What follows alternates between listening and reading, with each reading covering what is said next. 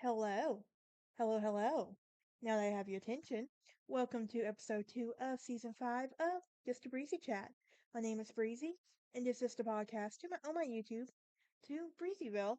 I also have 4 other podcasts as well. Um, they're called True Crime Lounge, um, Sassy Southern Belle, Dark Academia Queen, and Down the Rabbit Hole. Almost all my podcasts are on Spotify and YouTube, even Pandora, believe it or not. So, if you're new here, hit that like button, ring that bell for notification. Also, please subscribe. And help a girl out. Um, as well.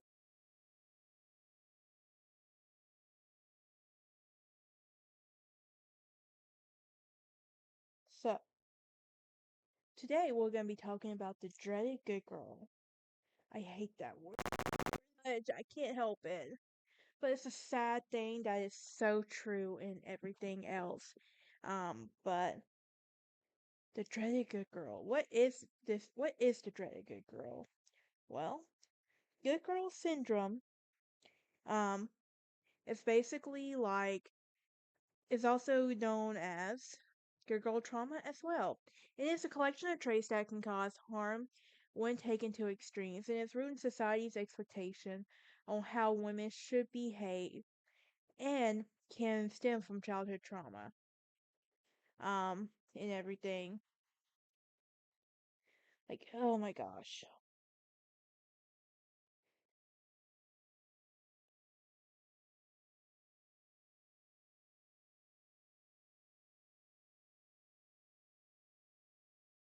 But anyway, I found a couple of Reddit stories that I'm going to be reading to y'all, so please just tune in. Okay, so I wanted to so desperately be a good girl, but bullying and the rumor mill have made me labeled me as a I'm not gonna say a word or cuss, but you know where it starts with an S, ends with a T. After experiencing sexual essay.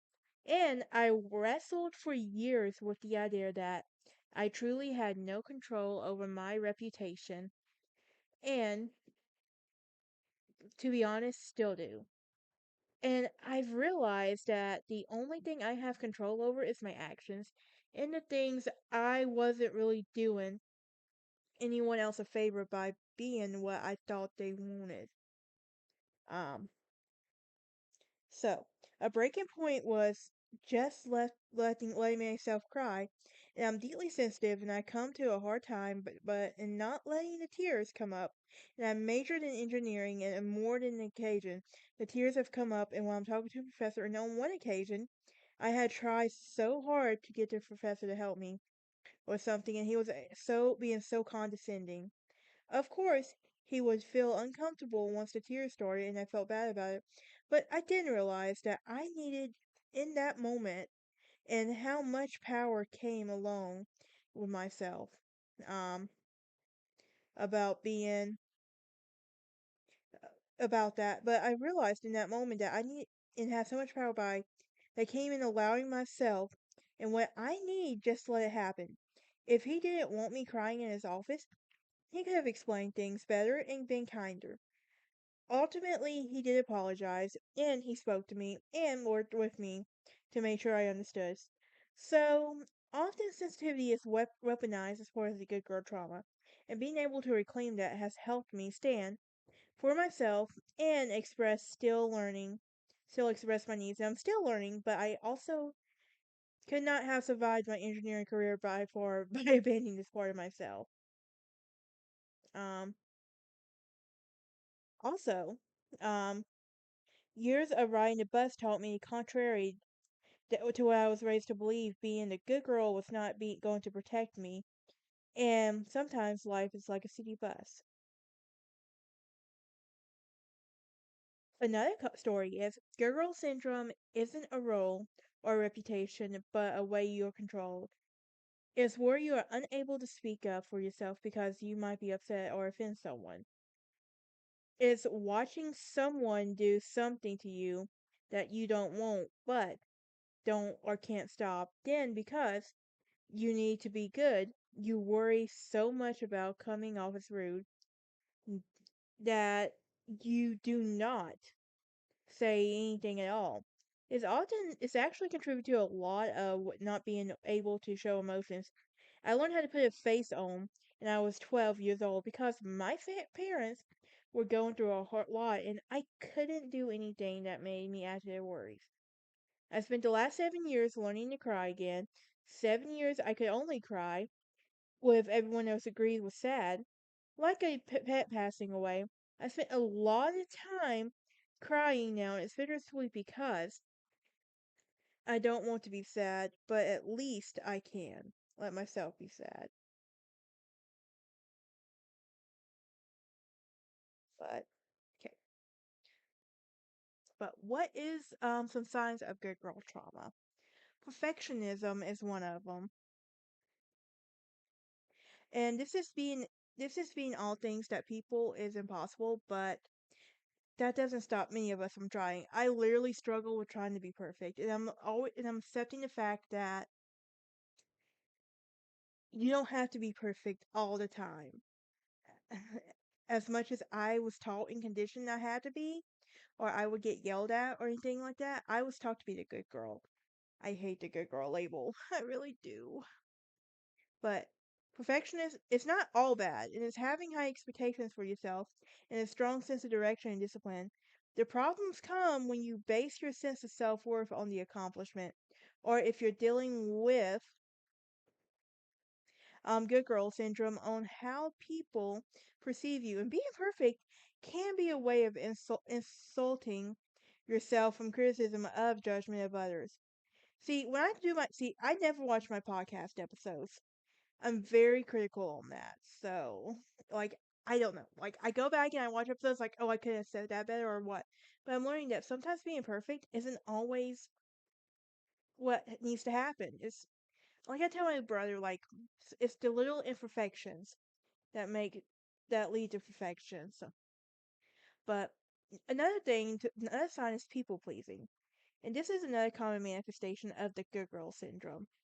People pleasers are good at anticipating what other people need and get a sense of safety and worth when they meet those needs, and the result is that you don't speak up, even if you're mistreated or you want something different, and it's never good.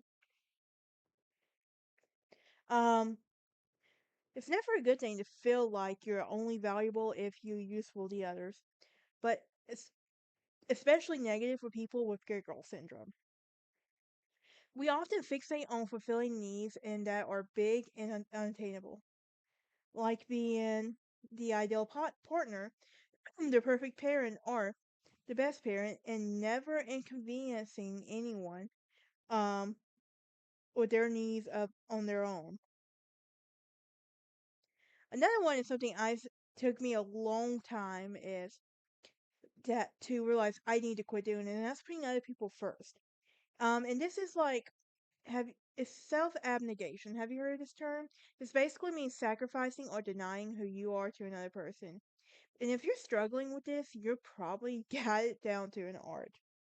But think about it. You probably gave up a job you love to raise your children because your significant other wasn't willing to compromise. Maybe you're always able to agree with your coworker's favorite lunch spot, even though you love to try something different. Maybe you let your friends give you a makeover you don't want and still wear the clothes you secretly hate. And wear all the clothes you secretly hate. And many of these drive 3 hours round trips to check in on the parent every weekend, even though your sister still lives in the neighborhood. And in one way or another, people with good girl syndrome put their needs um of others of their own above their own and struggle with themselves in the face of conflict. So another one is issues with body image. I struggle with this one on a daily. I am not gonna lie. I've always been a bit heavier. I am not gonna lie. But I've had, but people with good girl syndrome might do other self-destructive things. Um, in the name of beauty, you might pursue plastic surgery to look like everyone else, spend lots of money on things you don't have a stylish wardrobe, or misuse substances or medication in an attempt to work your appearance. Another sign of good girl syndrome is sexual difficulties. And this is basically or like this is another hallmark basically. And good girls are often seen as innocent and pure, which causes a dilemma when they want to become sexual. And if you're struggling with the good girl syndrome, you could experience any of the following: fear or guilt about having sex or wanting sex, especially if people or sex acts you desire don't fit the conventional image of the female sexuality as well. Um, difficulty understanding your own sexual desires. Um, and because you're always focused on your partner's pleasures, self consciousness that prevents you from fully engaging, internal pressure to say yes, difficulty recognizing or responding to relationship red flags. Another sign is history of trauma. Yes, trauma. Ugh. And some signs a lot is hypervigilance is basically. Do we know what hypervigilance is? Well, for those of you that don't know, this is a state of chronic alertness and a sense of danger that's associated with mental health conditions like PTSD and anxiety. Why do I feel like I'm being called out? Anyway, it's like a biological adaptation, and your nervous system becomes hypervigilant, and it wants you to keep you safe from things that could harm you, and you've already experienced. It's a reasonable way for your brain to respond to trauma, but being on high alert 24/7 and places with tremendous stress on your body and brain. So, what about the downfall of the good girl? Well, there's underestimation. For example, this can be seen in the workplace and where you fear criticism and rejection and can lead to the contributions of being overlooked. Another one is an emotional and mental burnout. I've learned enough to know when I need to stop. But burnout is a real thing, and if we do too much, we're gonna burn out. And when we set these unrealistic expectations, it's gonna lead to burnout, and this can be known as good girl fatigue. Another thing is self-abandonment, and children who are raised in dysfunctional homes can often, and honestly, did not receive the love and care they needed, which can lead to self abandonment and it prioritizes others' decisions and losing our self worth. So, how do we break the good girl trauma? Um, or the good girl stigma? Well, we set realistic goals for ourselves. We challenge the need to be perfect all the damn time. Sorry if I cussed, but I try not to anymore. But communicate assertively, like express the needs and boundaries clearly to reduce the urge um, to people please. Um, and practice mindfulness and self compassion. Reduce stress levels and the impact. Explore your values and beliefs. Prioritize self care. Like, self care is super important. Therapy also helps. Like, I grew up with the stigma, like, that we don't talk about therapy. And honestly, that's what led to a lot of my mental breakdowns. I am not gonna lie and everything, y'all. I promise you. But redefine good. Consider what being good means to you.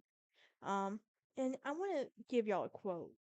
And it goes, if you carry around a lot of suppressed or repressed anger, you may lash out on people, blaming or punishing them for something someone else did a long time ago because you were unwilling and unable to express how you felt in the past, and you may overreact in the present, damaging a relationship.